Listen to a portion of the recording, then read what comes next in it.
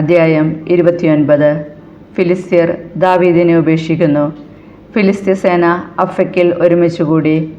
ഇസ്രായേലർ ജെർസയിലുള്ള നീർച്ചാലിനടുത്ത് പാളയമടിച്ചു. ഫിലിസ്ത്യ പ്രഭുക്കന്മാർ 100 1000 മുൻപോട്ട് നീങ്ങി. ദാവീദും അനുയായികളും അക്കീഷിനോടൊത്ത് പിൻനിരയിലായിരുന്നു. അപ്പോൾ ഫിലിസ്ത്യ സേനാധിപന്മാർ ചോദിച്ചു, ഈ ഹെബ്രായൻ എന്താണ് ഇവിടെ ചെയ്യുന്നത്?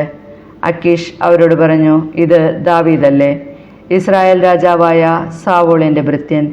ദിവസങ്ങളല്ല വർഷങ്ങളായി അവൻ എന്നോട് കൂടെയായിട്ട്. എന്നെ അഭയം പ്രാപിച്ച നാൾ മുതൽ ഇന്ന് വരെ അവനിൽ ഒരു കുറ്റവും ഞാൻ കണ്ടില്ല. ഫിലിസ്ത്യ സേനാധിപന്മാർ അവനോട് കോപത്തോടെ പറഞ്ഞു, അവനെ തിരിച്ചയക്കുക. അവന് കൊടുത്ത സ്ഥലത്തേക്ക് അവൻ പോകട്ടെ.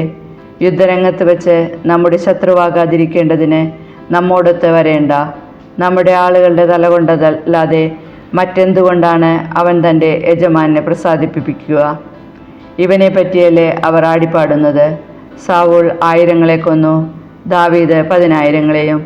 അക്കീഷ് ദാവീദിനെ വിളിച്ചു പറഞ്ഞു, തീർച്ചയായും നീ സത്യസന്ധനാണ്. പാളയത്തിൽ എന്നോടുകൂടെയുള്ള നിന്റെ പെരുമാറ്റം എനിക്ക് തൃപ്തികരമായിരുന്നു. നീ എൻ്റെ അടുക്കൽ വന്ന നാൾ മുതൽ ഇന്നുവരെയും ഞാൻ നിന്നിലൊരു കുറ്റവും കണ്ടില്ല. എന്നാൽ പ്രഭുക്കന്മാർക്ക് നീ സ്വീകാര്യനല്ല. ആകയാൽ നീ ഇപ്പോൾ മടങ്ങിപ്പോവുക. ഫിലിസ്ത്യ പ്രഭുക്കന്മാർക്ക് അനിഷ്ടമുണ്ടാകാതിരിക്കാൻ സമാധാനത്തോടെ തിരികെ പോയിക്കൊള്ളുക. ദാവീദ് ചോദിച്ചു, ഞാൻ എന്താണ് ചെയ്തത്? എൻ്റെ യജമാനായ രാജാവിൻ്റെ ശത്രുക്കൾക്കെതിരായി യുദ്ധത്തിന് പോകാതിരിക്കാൻ മാത്രം ഞാൻ അങ്ങയുടെ സന്നിധിയിൽ വന്ന നാൾ മുതൽ ഇന്ന് വരെ എന്ത് തെറ്റാണ് അങ്ങ് എന്നിൽ കണ്ടത്? അക്കീഷ് പറഞ്ഞു, നീ എൻ്റെ മുൻപിൽ ദൈവദൂതനെ പോലെ നിഷ്കളങ്കനാണ്. എന്നാൽ നീ ഞങ്ങളോടൊത്ത് യുദ്ധത്തിന് പോരേണ്ട എന്നാണ് ഫിലിസ്ത്യ സേനാധിപന്മാർ പറയുന്നത്. ആകയാൽ നീ അനുചരന്മാരോടൊത്ത് അതിരാവിലെ വെട്ടം വീഴുമ്പോൾ തന്നെ പോയിക്കൊള്ളുക.